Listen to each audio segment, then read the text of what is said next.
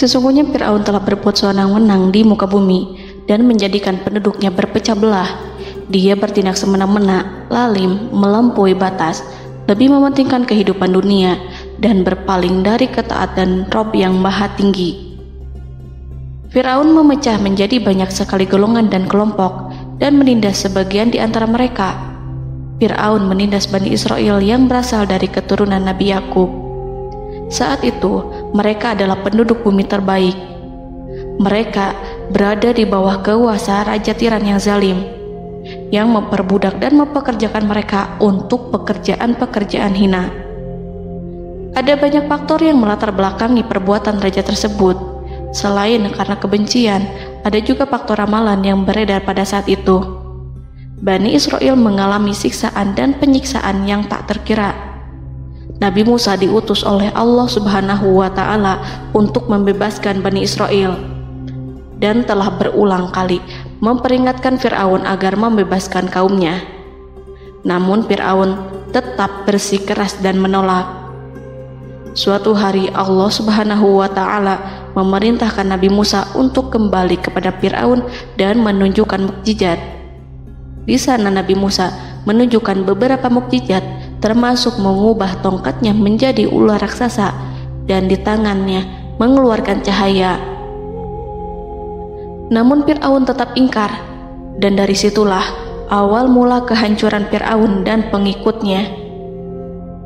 Tentang bagaimana detail kisah lengkapnya serta kelanjutan nasib Fir'aun, dari mana awal mula keangkuhan Fir'aun sampai mengakui dirinya sebagai Tuhan, serta dari mana sumber kekayaan Fir'aun yang sampai penasihatnya saja Qorun bisa membangun istana megah, akan dibahas lengkap di sini. Namun sebelum saya melanjutkan kisahnya, dimohon kepada pemirsa untuk menonton video ini sampai selesai, supaya tidak ada kesalahpahaman dalam memahami isi cerita, serta mohon bantu channel ini semakin berkembang dengan cara subscribe dan berikan like serta komen positifnya.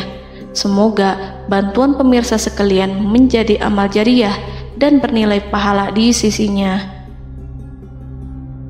Bismillahirrahmanirrahim.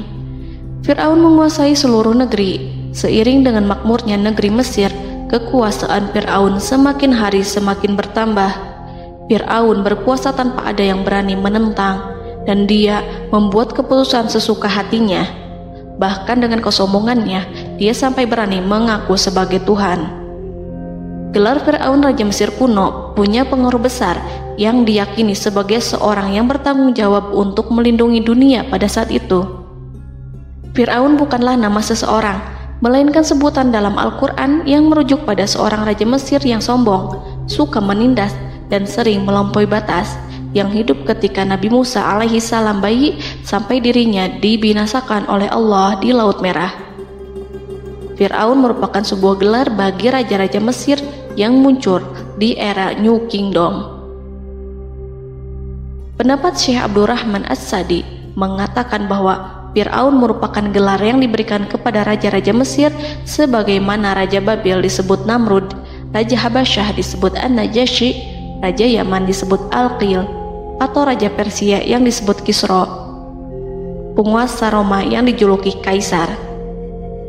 Sebutan Fir'aun dalam Al-Quran ini menjurus pada Raja Mesir yang hidup pada tahun 1527 sampai 1407 sebelum Masehi. Fir'aun dikhususkan untuk menyebut penguasa Mesir yang membangkang dan tidak beriman kepada Allah Subhanahu wa Ta'ala, sedangkan yang beriman kepadanya dikenal dengan nama Malik, yang saat itu hidup di zaman Nabi Yusuf alaihi salam. Sebagian ahli sejarah mengatakan bahwa penguasa Mesir pada masa Nabi Yusuf disebut Al-Malik atau Raja, tidak disebut Fir'aun, karena kedua penguasa ini berbeda asal daerahnya. Penguasa Mesir pada masa Nabi Yusuf berasal dari Mesir pesisir, sehingga mudah untuk menerima perubahan. Sedangkan Fir'aun pada masa Nabi Musa berasal dari pedalaman Mesir yang mempunyai watak dan karakter keras serta kolot, dan tidak mudah menerima orang-orang di luar kalangan mereka. Dari keterangan di atas dipahami kenapa penguasa Raja Mesir pada masa Nabi Yusuf percaya kepada Nabi Yusuf dan mengikuti agama Nabi Yusuf, yaitu Islam. kemudian diikuti oleh rakyatnya. Sebagian ahli sejarah menyamakan Fir'aun dengan Mas'ab ibnu Royan. Ada pula yang menyatakan bahwa Fir'aun anaknya Walid ibnu Mas'ab ibnu Royan dari salah satu kaum Ad. Para Fir'aun Mesir kuno memperoleh kekayaan dan membangun kerajaan mereka yang megah melalui berbagai sumber. Beberapa sumber utama kekayaan dan pembangunan kerajaan Fir'aun adalah sumber daya alam. Mesir kuno diberkati dengan sumber daya alam yang melimpah, termasuk emas, tembaga, dan batu mulia yang ditambang dari wilayah gurun dan lembah. Sungai Nil juga menyediakan tanah yang subur untuk pertanian yang menjadi dasar ekonomi Mesir kuno. Air yang sangat penting ini memungkinkan kota-kota tumbuh di tengah gurun. Lonjakan air dan nutrisi itu mengubah lembah Nil menjadi tanah pertanian yang produktif. Menurut Organisasi Pangan dan Pertanian PBB, petani Mesir kuno adalah salah satu kelompok pertama yang melakukan pertanian dalam skala besar, menanam tanaman makanan seperti gandum, serta tanaman industri seperti rami untuk membuat pakaian. Sungai Nil mengalir ke utara sejauh 4.160 mil dari timur tengah Afrika ke Laut Tengah, yang memberikan Mesir kuno tanah subur dan air untuk irigasi. Untuk memaksimalkan pemanfaatan air Sungai Nil, petani Mesir kuno mengembangkan sistem irigasi cekungan. Mereka membangun jaringan tanggul berbahan tanah untuk membentuk cekungan. Kemudian mereka menggali saluran untuk mengarahkan air banjir ke dalam cekungan, di mana air akan menggenang selama sebulan hingga tanah jenuh dan siap untuk ditanami. Selain itu, Sungai Nil dapat dimanfaatkan untuk mengangkut material proyek-proyek konstruksi. Untuk mendapatkan manfaat dari Sungai Nil, orang yang tinggal di tepi sungainya harus mencari cara mengatasi banjir tahunan sungai ini. Untuk memprediksi apakah mereka akan menghadapi banjir yang bisa mengakibatkan panen buruk, orang Mesir kuno membangun nilometer atau pilar batu dengan tanda menunjukkan tingkat air. Mereka mengembangkan keterampilan dan teknologi baru dari pertanian hingga pembuatan perahu dan kapal. Sungai Nil juga merupakan rute transportasi penting karena memainkan peran sentral dalam peradaban Mesir kuno. Orang Mesir menjadi ahli dalam membangun perahu dan kapal untuk mengangkut berbagai barang, termasuk ternak, sayuran, ikan, roti, dan kayu. Mesir kuno memiliki perdagangan yang berkembang dengan wilayah Afrika Timur dan Tengah serta Mediterania Timur. Perdagangan ini tidak hanya mencakup barang-barang mewah, tetapi juga bahan pangan dan bahan baku. Fir'aun juga memiliki semua tanah di Mesir dan mengumpulkan pajak dari rakyatnya. Raja Fir'aun juga memperlakukan rakyat dengan kejam tanpa belas kasihan. Ia memeras pajak yang tinggi dan menjadikan kaum Bani Israel sebagai budak kerajaan. Mereka juga menerima upeti dari negara-negara yang dikalahkan atau ingin menjaga hubungan baik dengan Mesir. Bahkan Fir'aun juga memiliki proyek konstruksi untuk membangun struktur megah seperti piramida, kuil, dan monumen yang tidak hanya menunjukkan kekuasaan dan kekayaan mereka, tetapi juga berfungsi sebagai pusat administrasi dan agama. Proyek-proyek ini seringkali menggunakan tenaga kerja dari rakyat yang bekerja selama musim banjir. Kekayaan dan kerajaan megah Fir'aun merupakan hasil dari pengelolaan sumber daya yang efisien, eksploitasi sumber daya alam, dan kebijakan ekonomi yang cerdas. Ini semua mencerminkan kemajuan teknologi, organisasi sosial, dan kekuatan politik Mesir kuno. Kekayaan para Fir'aun Mesir kuno memang sangat luar biasa dan telah menjadi topik penelitian dan kekaguman selama berabad-abad. Fir'aun juga dikenal karena kehidupan mewah mereka. Sebagai penguasa Mesir kuno, Fir'aun hidup dengan kekayaan dan kemewahan yang hampir tak terbayangkan, yang mencerminkan kekuasaan dan status mereka. Mereka menghiasi diri mereka dengan aksesoris yang rumit dan gemerlap, serta mengenakan simbol otoritas dan kekuasaan tradisional. Dan Allah memberikan kepada Fir'aun berupa istidratuhul afiyah, yakni hidup sekian lama tanpa pernah merasakan sakit. Allah Subhanahu wa Ta'ala mengaruniai Fir'aun untuk bisa hidup selama 400 tahun tanpa sakit. Tentu hal tersebut sudah menjadi kehendak Allah Subhanahu wa Ta'ala, maka tidak ada satupun manusia yang bisa menghalangi, bahkan bagi seorang Fir'aun sekalipun yang terkenal dengan kezalimannya.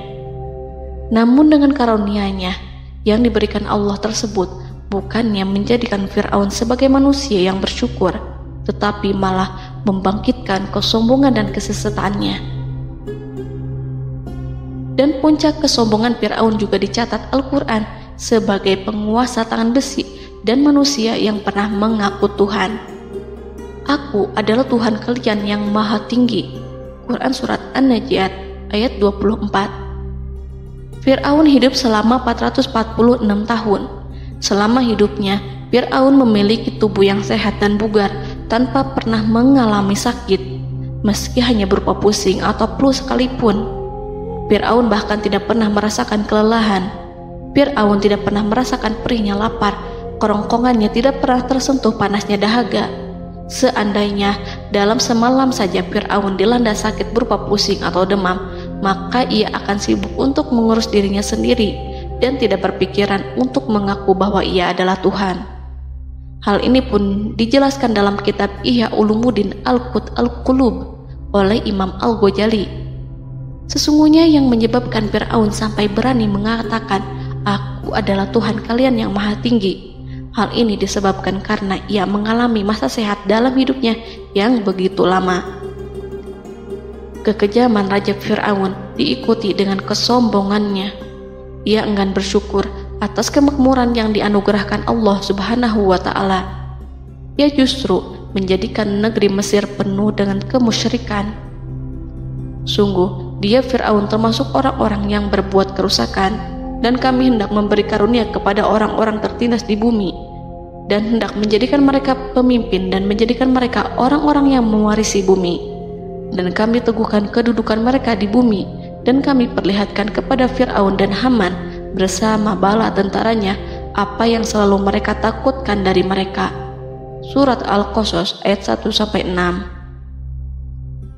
Haman yang merupakan penasihat dan sekaligus pelaksana proyek pembangunan menara untuk Fir'aun yang ikut berkontribusi dalam kesesatan Fir'aun, dan dia juga yang menjadi aktor utama atas kezaliman Fir'aun yang nantinya memberikan nasihat kepada Fir'aun dan mendorongnya untuk menolak ajaran Nabi Musa alaihi salam.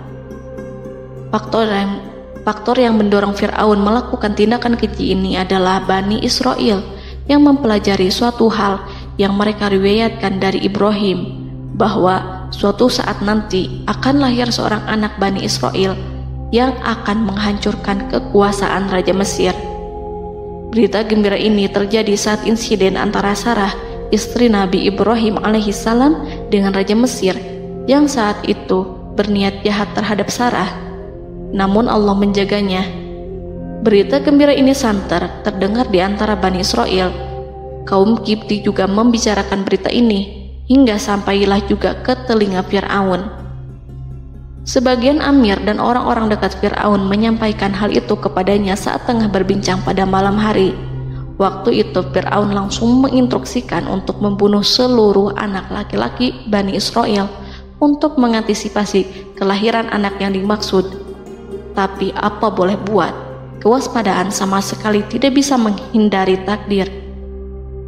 Suatu ketika Fir'aun bermimpi seakan-akan api datang dari arah Baitul Maqdis lalu membakar semua rumah Mesir dan seluruh kaum Kipti. Namun, api tersebut tidak membahayakan Bani Israel. Saat bangun, Fir'aun merasa takut oleh mimpi itu. Ia kemudian mengumpulkan seluruh paranormal dan tukang sihir. Fir'aun bertanya kepada mereka terkait mimpi itu. Mereka berkata, akan lahir seorang bayi laki-laki dari kalangan Bani Israel yang akan menghancurkan penduduk Mesir. Sebab itulah Fir'aun memerintahkan untuk membunuh anak laki-laki dan membiarkan hidup anak perempuan. Fir'aun sangat mewaspadai agar Musa tidak lahir, hingga menunjuk sejumlah laki-laki dan dukun beranak berpatroli memeriksa para wanita hamil dan mendata waktu kelahiran mereka. Jika ada yang melahirkan anak laki-laki, si bayi langsung disembelih oleh para algojo seketika itu juga. Allah berfirman, kami mengilhamkan kepada ibu Musa, susuilah dia Musa, jika engkau khawatir atas keselamatannya, hanyutkanlah dia ke sungai Nil dalam sebuah peti yang mengapung. Janganlah engkau takut dan janganlah pula bersedih. Sesungguhnya kami pastikan mengembalikan kepadamu dan menjadikan sebagai salah seorang rasul. Surat Al-Qasas ayat 7. Pada saat itu, ibu Musa yang bernama Ayarika, ada juga yang menyebut Ayah Zakat, merasakan kesedihan yang amat dalam dan sudah mengantisipasi sejak pertama kali mengandung Musa. Kehamilannya ini memang tidak terlihat. Harun lahir pada tahun ketika hukuman mati bagi lelaki tidak berlaku, sementara Musa lahir pada tahun di mana bayi laki-laki harus dibunuh. Saat melahirkan, ibunya mendapat ilham agar Musa kecil diletakkan di dalam peti yang diikat dengan tali. Rumahnya tepat di hulu sungai Nil. Ia menyusui Musa, kemudian ketika khawatir pada seseorang, ia meletakkan Musa di peti itu, lalu dilepaskannya ke lautan, sementara talinya tetap dipegang. Setelah semua orang pergi, ia tarik kembali peti itu. Namun suatu hari, ibu Musa melepaskan peti itu, tetapi dia lupa tidak mengikatnya dengan tali, sehingga peti berisi Musa kecil itu hanyut bersama aliran sungai Nil hingga melintas tepat di depan istana Fir'aun. Selir-selir Fir'aun itu memungut peti dalam kondisi tertutup rapat. Mereka tidak berani membukanya. Peti itu kemudian diletakkan di depan istri Fir'aun, Asiyah binti Muzahim. Ada pendapat yang mengatakan bahwa Asiyah berasal dari Bani Israel dari keturunan Musa. Saat membuka penutup peti dan menyingkap tirai penutupnya, Asiyah melihat wajah Musa kecil memancarkan sinar-sinar nubuah kemuliaan. Begitu melihatnya, Asiyah langsung jatuh hati dan sangat mencintainya. Saat Fir'aun tiba, ia berseru, "Apa ini?" Kemudian ia memerintahkan untuk menyembelihnya, tetapi sang istri meminta agar bayi tersebut diberikan kepadanya. Sang istri berkata, "Dia adalah penyejuk mata hati bagiku dan bagimu." Fir'aun menimpali, "Iya, bagimu, tapi bagiku tidak. Aku tidak memerlukan bayi itu." Petaka memang selaras dengan tutur kata. Kata-kata istri Fir'aun, mudah-mudahan dia bermanfaat kepada kita. Allah memberikan manfaat yang ia harapkan. Di dunia, Allah memberikan hidayah padanya melalui sosok Musa, dan di akhirat, Allah menempatkan dia di surganya karena Musa. Atau kita ambil dia menjadi anak. Keduanya pun mengadopsi Musa karena mereka berdua tidak punya anak. Perkataan Asiyah ini diabadikan dalam Al-Quran surat Al-Qasas ayat 9. Dan berkatalah istri Fir'aun, "Ia adalah penyejuk mata hati bagiku dan bagimu. Janganlah kamu membunuhnya. Mudah-mudahan ia bermanfaat kepada kita, atau kita ambil ia menjadi anak, sedangkan mereka tidak menyadari." Dalam ayat ini Allah Subhanahu wa Ta'ala berfirman yang artinya, sedangkan mereka tidak menyadarinya. Ibnu Katsir menjelaskan maksud dari ayat ini, mereka tidak mengetahui apa yang dikehendaki Allah, bahwa di tangan anak itulah terjadinya kehancuran masa depan Fir'aun dan bala tentaranya. Mereka tidak mengetahui hukuman besar Allah yang dikehendaki terhadap Fir'aun dan pasukannya. Mereka tidak tahu bahwa Allah menakdirkan mereka untuk memungutnya. Saat Musa tinggal di kediaman Fir'aun, pihak keluarga ingin menyusuinya. Namun Musa tidak mau menerima susu wanita manapun. Ia juga tidak mau makan, hingga mereka dibuat bingung karenanya. Mereka berusaha sebisanya untuk memberi Musa makan, namun Musa tidak mau. Seperti yang Allah sampaikan dalam surat Al-Qasas ayat 12. Dan kami cegah dia Musa menyusu kepada perempuan-perempuan yang menyusuinya sebelum itu. Mereka kemudian mengirim Musa bersama para dukun beranak dan sejumlah wanita ke pasar. Mungkin Musa mau menyusu pada seorang wanita di sana. Saat semua orang berdiri di hadapan Musa, saudari Musa melihatnya. Ia tak memperlihatkan sikap seakan-akan mengenal bayi yang sebenarnya adalah adiknya. Mereka kemudian pergi bersama saudari Musa itu ke kediaman Musa. Musa kecil kemudian digendong ibunya untuk menyusui bayi itu. Bayi yang tidak lain adalah anaknya sendiri, langsung menyusu dengan lahap. Melihat hal itu, mereka merasa sangat puas dan gembira. Mereka pun melaporkan peristiwa yang sangat menggembirakan itu kepada Asia. Asia meminta agar perempuan yang tidak lain adalah ibunya Musa itu untuk menetap bersamanya dan memohon kebaikan serta kesediaannya. Namun, perempuan itu menolaknya seraya berkata, "Sesungguhnya aku mempunyai suami dan anak-anak yang tidak bisa aku tinggalkan. Akan tetapi, aku siap melakukan jika bayi itu dibawa kepadaku ke rumahku." Akhirnya Asia mengutus ajudan kerajaan untuk menyerahkan bayi itu kepada ibunya Musa untuk disusui secara rutin. Asia kemudian memberikan berbagai macam fasilitas kepada ibu Musa, berupa biaya nafkah sehari-hari, pakaian-pakaian bagus, dan beberapa hadiah istimewa yang lainnya sebagai kompensasi upah menyusui bayi itu.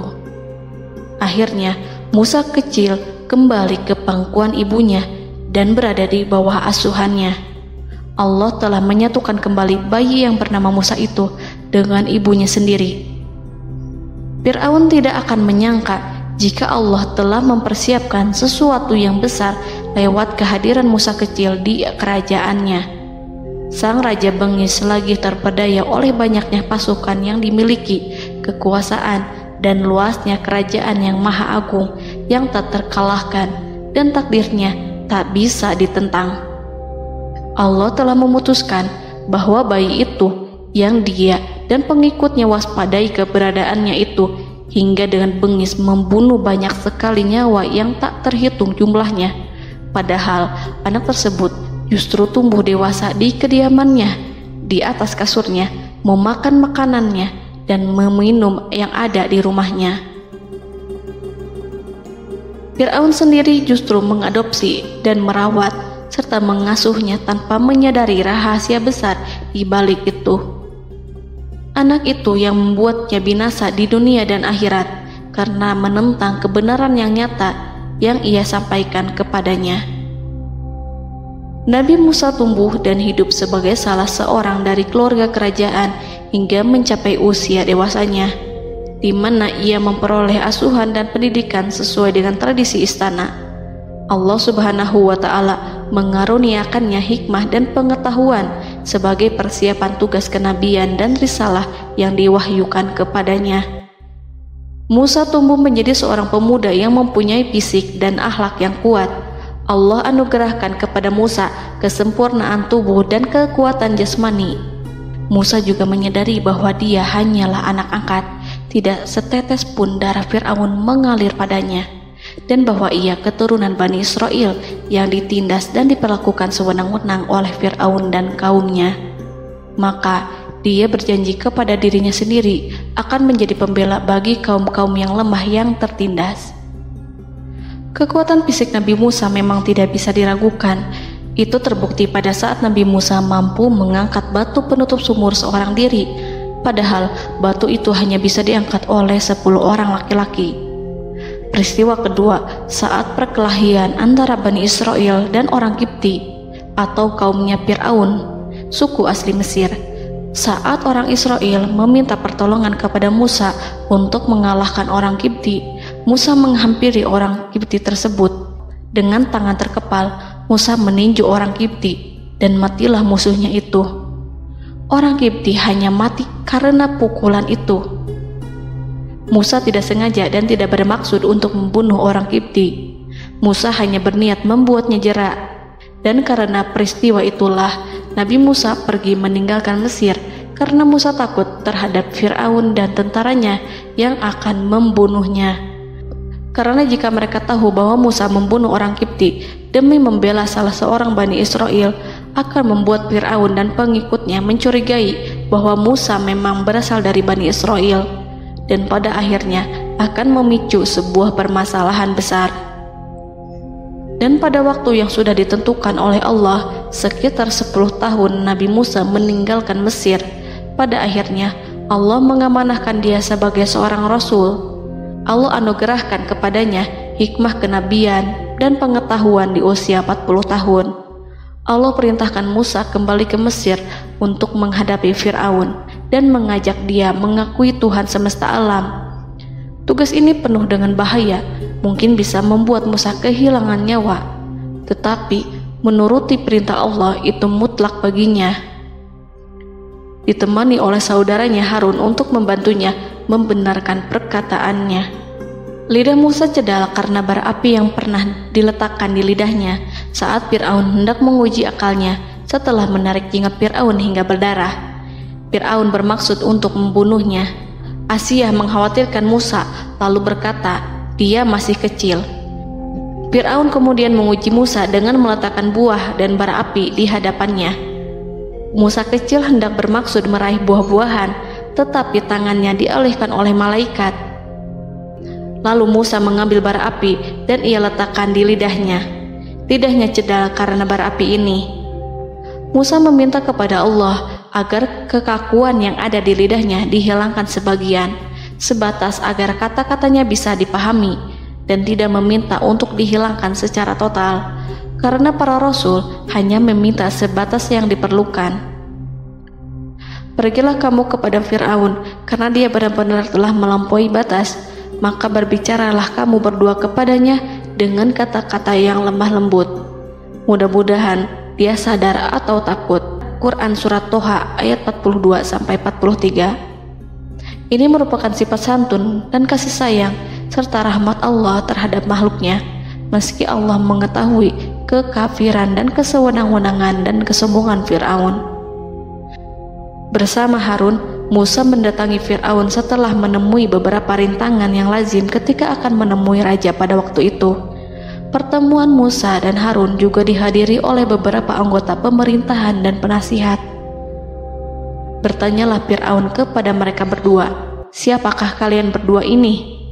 Musa menjawab, kami Musa dan Harun adalah pesuruh Allah agar kamu membebaskan Bani Israel dari perbudakan dan penindasanmu dan menyerahkan mereka kepada kami agar mereka menyembah kepada Allah dengan leluasa dan menghindari siksaanmu.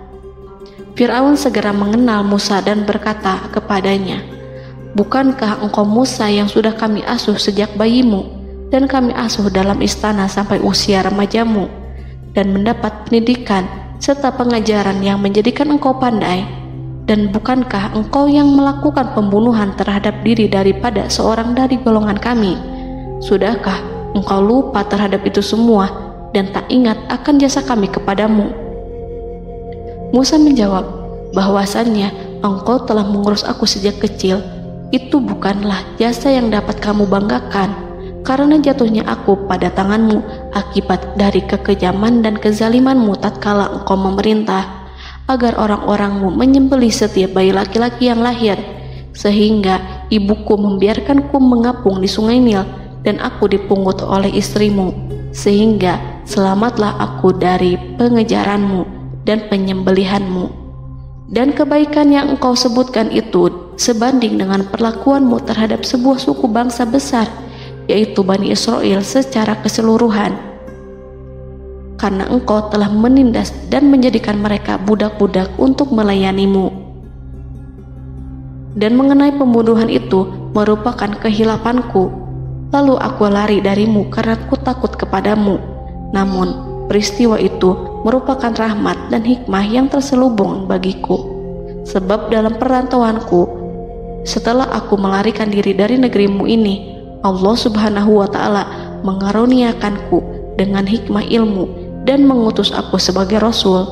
Maka dalam rangka tugasku sebagai rasul, datanglah aku kepadamu atas perintah Allah untuk mengajak engkau dan kaummu untuk menyembah Allah dan meninggalkan kezaliman serta penindasanmu terhadap Bani Israel yang kau pekerjakan dan perbudak mereka untuk melakukan pekerjaan dan melayanimu. Fir'aun bertanya, siapakah Tuhan yang engkau sebut-sebut itu, hai Musa? Adakah Tuhan di atas bumi ini selain aku yang patut disembah dan dipuja? Musa menjawab, ya, yaitu Tuhanmu dan Tuhan nenek moyangmu, serta Tuhan alam semesta. Fir'aun bertanya, siapakah Tuhan alam semesta itu? Musa menjawab, ialah Tuhan langit dan bumi, dan segala yang ada di langit dan di bumi. Berkatalah Fir'aun kepada para penasehatnya dan para pembesarnya, sesungguhnya Rasul yang diutus kepada kamu ini adalah seorang yang gila. Kemudian ia balik bertanya kepada Harun dan Musa, siapakah Tuhan kamu berdua? Akulah Tuhanmu yang paling tinggi. Surat An-Najiat ayat 23-24. Dan Fir'aun berkata, wahai para pembesar kaumku, aku tidak mengetahui ada Tuhan bagimu selain aku. Quran Surat Al-Qasas ayat 38. Fir'aun menentang, padahal ia tahu bahwa ia adalah hamba yang diatur, dan Allah lah yang menciptakan dan memberi bentuk rupa. Dan mereka mengingkarinya karena kezaliman dan kesombongannya, padahal hati mereka meyakini kebenarannya. Maka perhatikanlah bagaimana kesudahan orang-orang yang berbuat kerusakan. Quran Surat An-Naml ayat 14. Fir'aun beralih memakai kekuasaan dan wibawa yang ia miliki. Fir'aun berkata, jika engkau menyembah Tuhan selain aku akan memasukkanmu ke dalam penjara. Musa berkata, apakah engkau akan melakukan itu sekalipun aku tunjukkan kepadamu suatu bukti yang nyata? Fir'aun menjawab, tunjukkanlah sesuatu yang nyata itu. Maka Musa melemparkan tongkatnya. Tiba-tiba tongkat itu menjadi ular besar, dan Musa mengeluarkan tangan dari dalam bajunya. Tiba-tiba tangan itu menjadi putih bercahaya. Saking ketakutannya hingga membuat Fir'aun terkena diare. Dalam sehari lebih dari 40 kali buang air. Namun Fir'aun sebagai raja yang mengaku Tuhan tentu tidak akan begitu saja menyerah kepada Musa, walaupun telah diperlihatkan 2 mukjizat. Bahkan Fir'aun berkata kepada kaumnya yang dikhawatirkan terpengaruh oleh mukjizat Musa, bahwa apa yang dilakukan Musa merupakan sihir, dan Musa Harun adalah ahli sihir yang datang dengan maksud menguasai Mesir. Salah satu penasehatnya, yaitu Haman, mengusulkan agar mengumpulkan semua ahli sihir dari berbagai penjuru kerajaan untuk bertanding mematahkan sihir Musa, yang tanpa pikir panjang Fir'aun setujui. Fir'aun pun berkata kepada Musa, apa yang kau bawa ini adalah sihir. Kami akan melawanmu dengan sihir yang sama. Fir'aun pun kemudian meminta Musa untuk bertemu pada waktu dan tempat yang disepakati, dan langsung disetujui Nabi Musa tanpa ragu sedikit pun. Inilah salah satu tujuan terbesar Musa untuk memperlihatkan ayat-ayat hujah dan bukti-bukti nyata Allah di hadapan halayak ramai. Dengan berbekal pertolongan Allah, Musa yakin akan menang melawan para ahli sihir itu.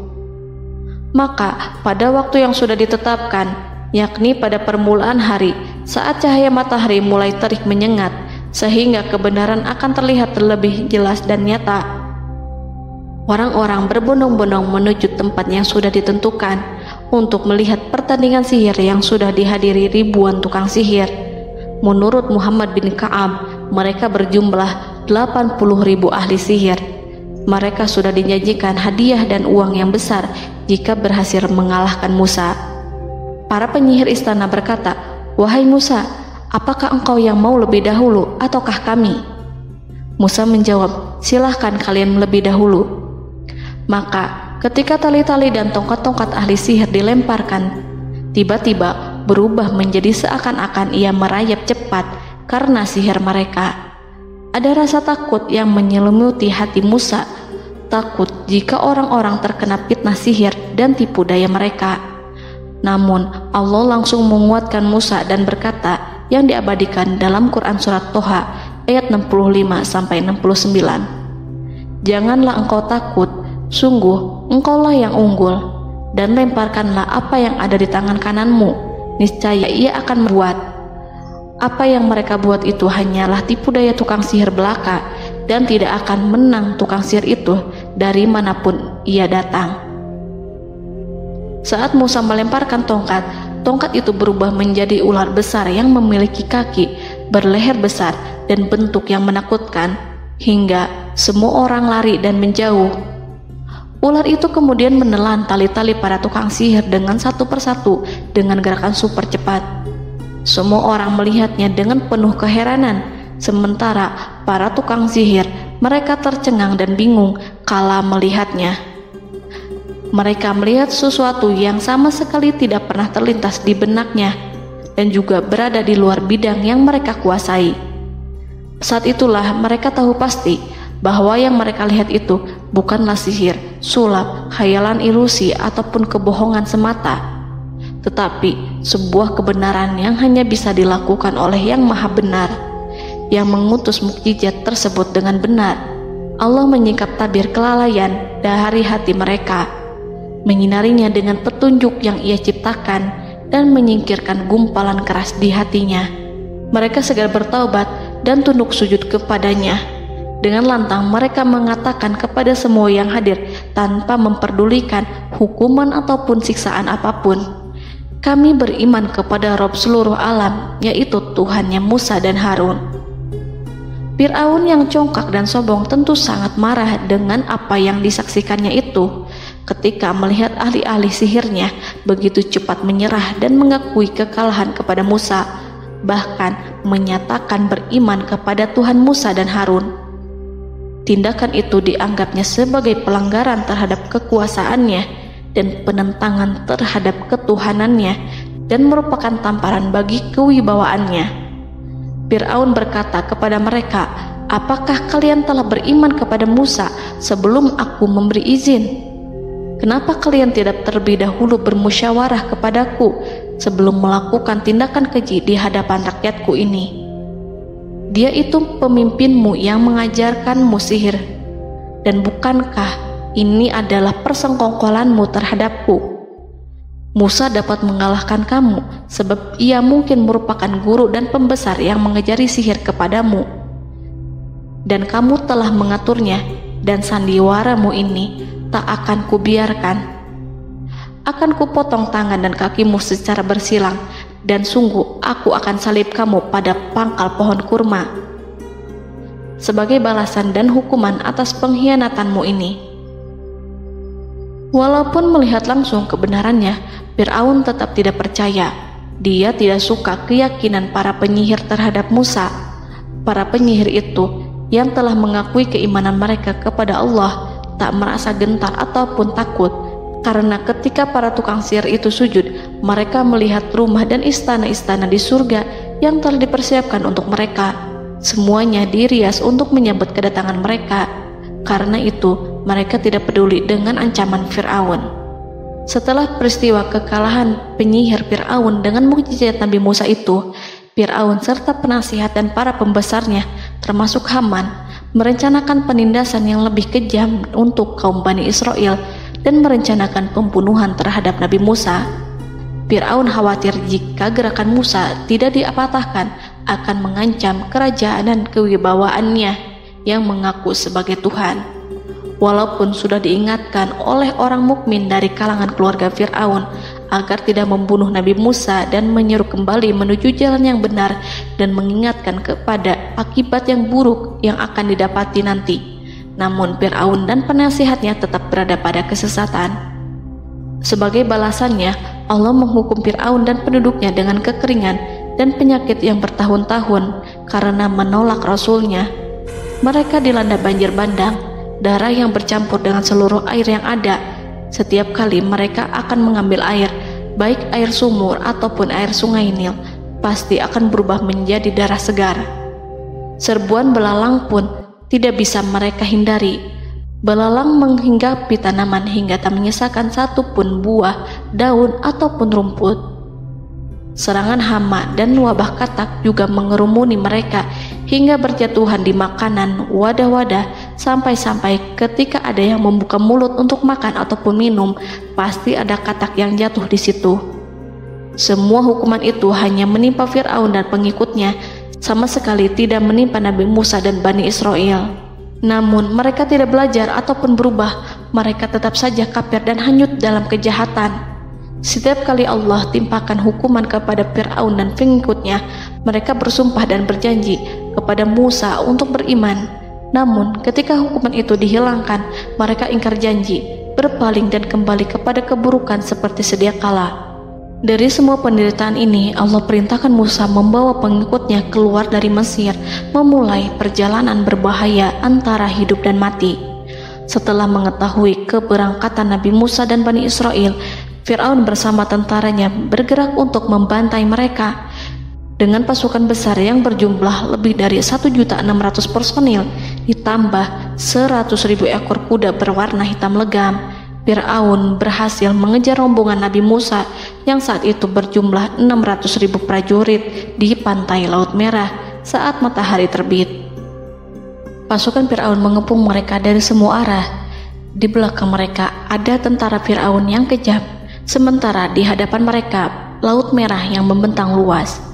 Kala situasi kian genting dan Fir'aun beserta seluruh pasukannya mendekat dengan kesungguhan hati, diperkuat dan persenjataan, juga dengan amarah dan kedengkian, penglihatan tidak menetap mengarah ke suatu tujuan, dan hati naik menyesak sampai ke tenggorokan. Saat itulah Yang Maha Penyantun lagi kuasa, Rob Arsy yang mulia, mewahyukan kepada Musa, "Pukullah laut itu dengan tongkatmu." Maka tatkala Musa memukulkan tongkatnya ke lautan, laut itu pun terbelah.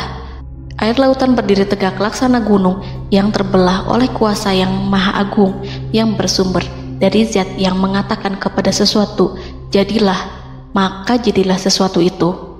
Allah memerintahkan angin barat untuk menyapu kerikil-kerikil hitam lautan, hingga dasar lautan berubah menjadi tanah yang kering, yang tidak melekat pada kaki-kaki kuda dan hewan. Allah memerintahkan Musa untuk melintas bersama kaumnya. Mereka segera turun melintas dengan senang.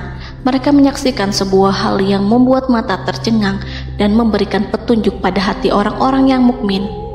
Setelah Musa bersama kaumnya melintas secara keseluruhan dan keluar dari lautan, saat itulah pasukan garis depan Fir'aun baru masuk. Saat itu Musa bermaksud memukulkan tongkat ke lautan agar kondisi laut kembali seperti sedia kala, agar Fir'aun dan pasukannya tidak bisa mengejar. Tapi Allah yang Maha Kuasa dan pemilik keluhuran memerintahkan agar lautan tetap dibiarkan seperti itu, seperti yang ia firmankan. Saat Musa membiarkan lautan dalam kondisi terbelah dan Fir'aun tiba di tepi pantai, ia melihat sesuatu yang dahsyat. Kondisi ini membuatnya tercengang, dan ia tahu betul bahwa apa yang dilihatnya adalah pekerjaan Rob Arsy yang mulia, seperti halnya mukjizat lain yang pernah ia lihat sebelumnya. Fir'aun berhenti dan tidak maju. Ia menyesal karena mengejar Bani Israel dalam situasi seperti ini, di saat penyesalan tiada lagi membawa guna. Namun Fir'aun memperlihatkan sikap tangguh dan kuat di hadapan para pasukannya dan memperlakukan mereka layaknya musuh.